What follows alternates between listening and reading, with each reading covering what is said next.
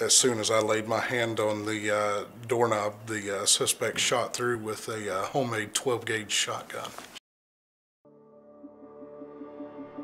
I do not know you, but I am your brother. You do not know me, but I am your protector. I will run into a burning building to save your life. Though I do not know your name, I will take a bullet for you. Though we've never met, I believe in duty and sacrifice of self. Your family is my family. Is my family. Your life is my duty.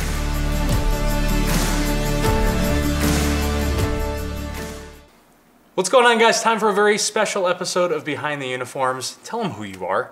Houston Gas. Houston is a police chief. Now, before we dive into his story, I want to celebrate him with a 30-year-old scotch. I know you brought a bottle, but it's my turn to pour because I like to pay tribute to you. Now, Houston is up here from Texas. We are honoring him. He has been selected as the Law Enforcement Today Citizen of the Year. None of this Colin Kaepernick stuff. You are the real deal, a real hero. As a matter of fact, before you dive into your story, I've actually got some gifts, hence the big messy. Our friends over at Bottle Breacher, in celebration of you, have made you a custom bottle cool. breacher. So we'll show that off to you guys after. And our friends over at Enforce sent you over some lights for your guns. Heck yeah. Back at the station. And of course you get the official Whiskey Patriots window decal. There we go. So we should probably, and Momax has sent you over, so I'm sure a lot of you guys know this kid Max, 9 years old, started a company. He sent some sanitizer for your vest, some chapters, some lip balm for on the road. So now that we hooked you up with some gifts, let's talk about your story. Absolutely. Where do you want to start? You want to talk about a good day or about a bad day? We can talk wherever you want to go. Why don't we start with a good day?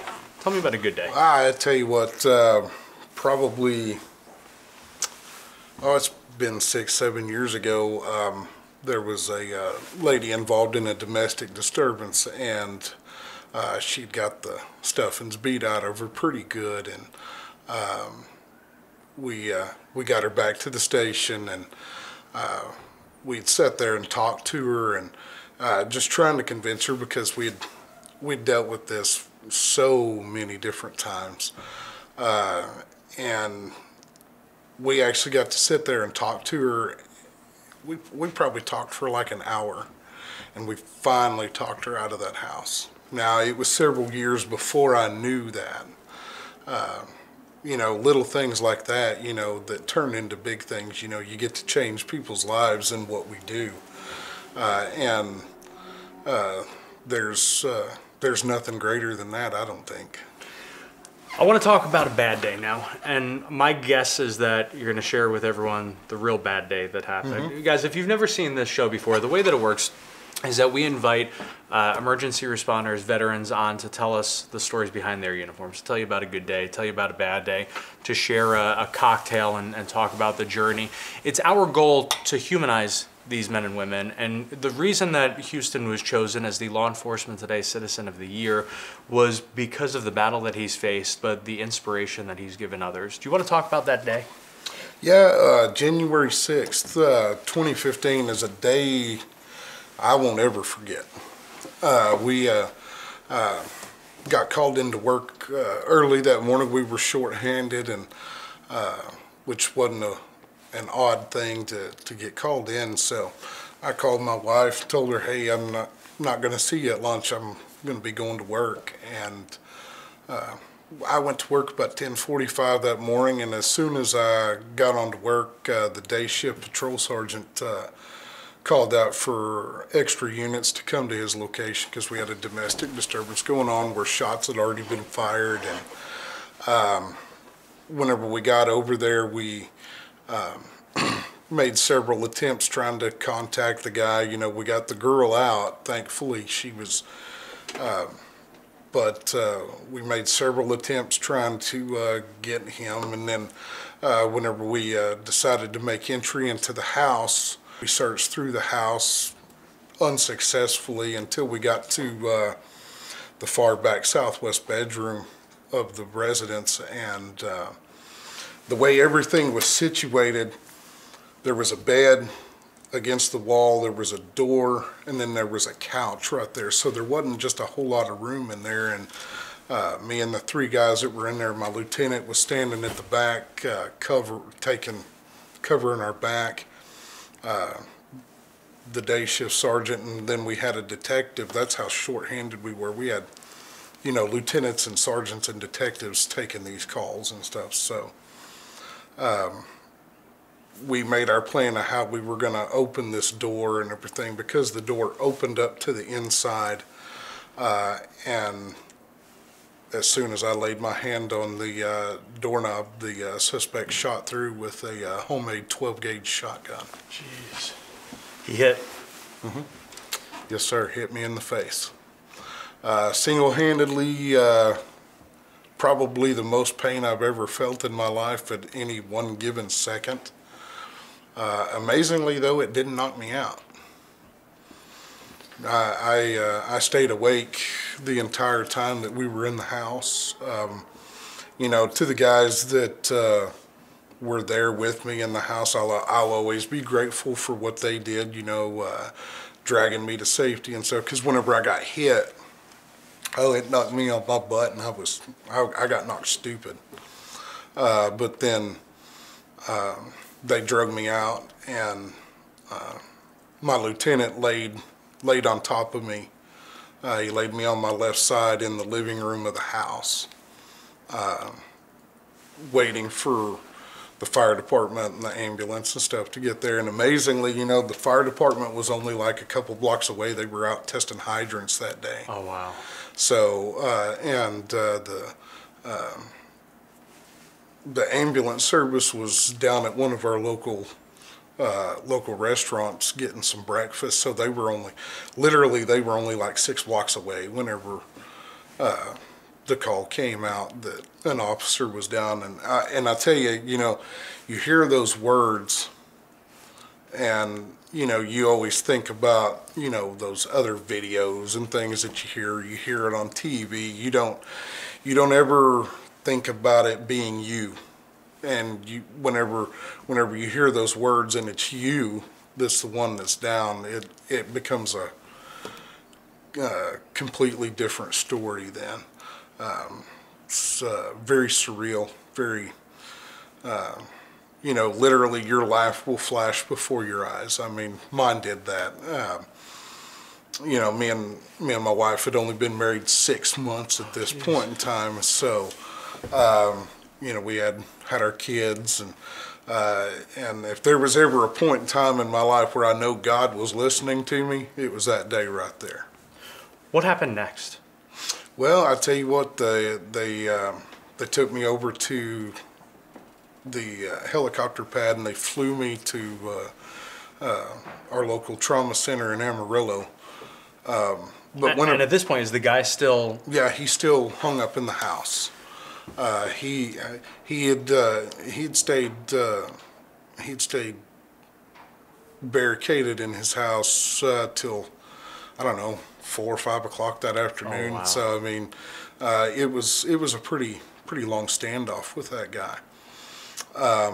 But they got me to the helicopter pad, and the Pampa Fire Department, whenever they came up, they really put their own personal safety aside, and they just ran up not knowing what could potentially be there to happen or whatever. They ignored anything that came up and said, nah, we got to get our brother out. I mean, I know we give firemen a hard time, cops and stuff, man, stinking hose draggers, but we love them. Yeah. We're like that. We're like stepbrothers, I guess.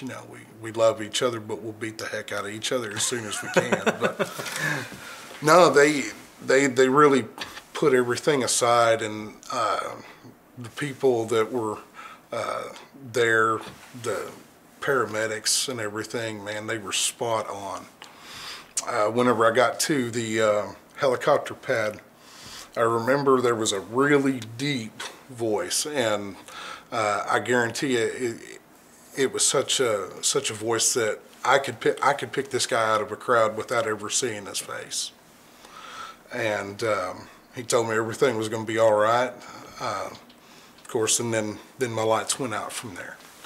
They went into life-saving mode at that point because everything started swelling up and airway started constricting, started turning blue, all that other good noise. And they got the trach put in, and man, they really saved my life at that point in time. Sorry, I need a second. What's the next memory that you have? Waking up at the hospital. I tell you what, I guess I was quite a handful whenever I got to the hospital. I think I woke up. Of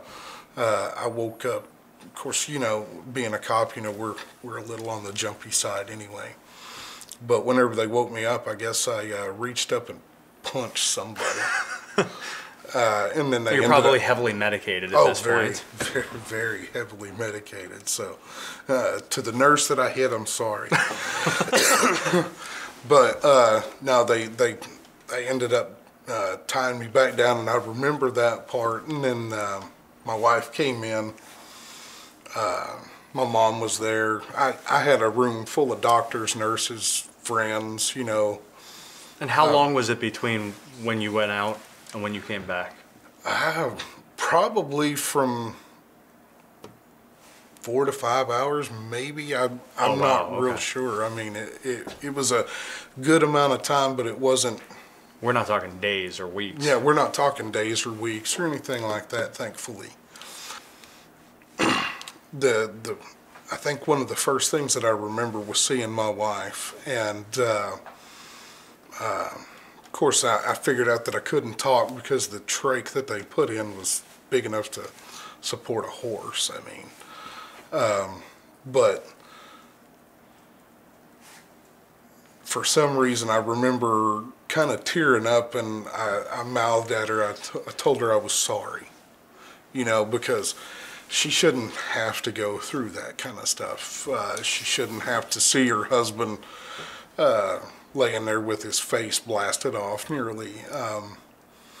But you know, she looked at me. She goes, "It's not your fault," and that wasn't the thing right there, man. I knew it wasn't my fault, but you know, one of the next big things is I started asking her where a preacher was at, because I really wanted our pastor there. There was something that hit me, because whenever I'd been going through a divorce and dealing with my dad dying with cancer and everything, this thing really kind of set forth in my life right there. And whenever he got there, she'd given me a pen and a piece of paper, and I could write, sort of, as good as you can in a drug-induced state like that. But I wrote down the verse Exodus 14:14, and because the chaos that was in the room right then and there at that point in time was just, it was horrendous. I mean, my mom was in there. She had nearly passed out from seeing her baby boy laying there on the cot, and you know, the stress was just so high. But whenever my pastor got there, I asked him to read that to me and to everyone else in the room.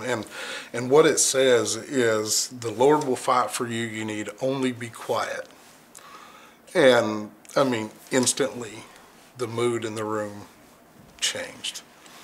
You know, there's not a whole lot that I actually remember about that day, but I remember getting shot. I remember waking up. I remember talking to my wife for a minute, and then I remember that, and then everything else is kind of blurry. What's the recovery been like? At best, hell. You know, 18 surgeries. Wow. You know, lots of time. You know, especially right after I got home, there was lots of times, man, where I spent time just in my bedroom by myself, you know, just crying, because I didn't know what to think, or I didn't know why, or any of that other good stuff. And thankfully, you know, I had a lot of good lot of good friends that reached out, a lot of other injured officers from across the country that reached out and said, "Hey, brother, you're not alone." All of that has turned into a pretty good thing, I think. How'd your faith guide you through this? Oh man, that's the only thing that got me through. I'm just like any other person. You ask the question why, and you ask all those other things.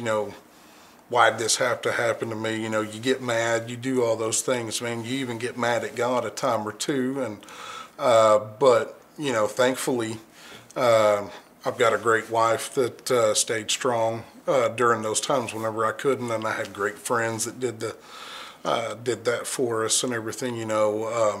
There was a lot of times where what we went through, was there was a lot of borrowed faith there too, because man, in your time of need, God provides those kind of things. Yeah.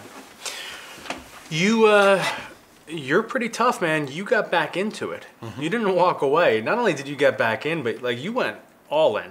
Mm-hmm. Talk to me about what you're doing now and why. Well, I'm the chief of police in a small town and not too far away from where I was shot in Fritch, Texas.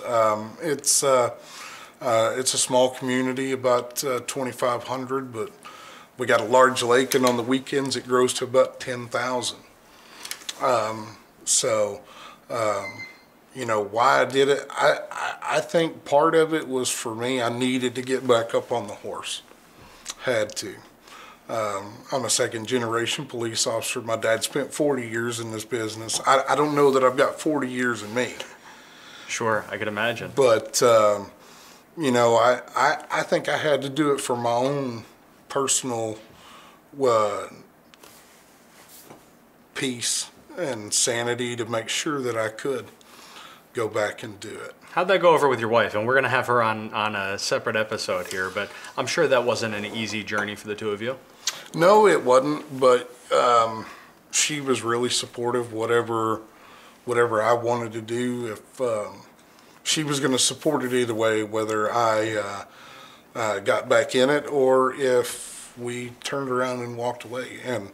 And either option at that point would have been okay. I mean, because, I've done my time. I've proven that I can do the job and everything. But, like I said, for me, walking away wasn't an option. I had to be able to get back and do it.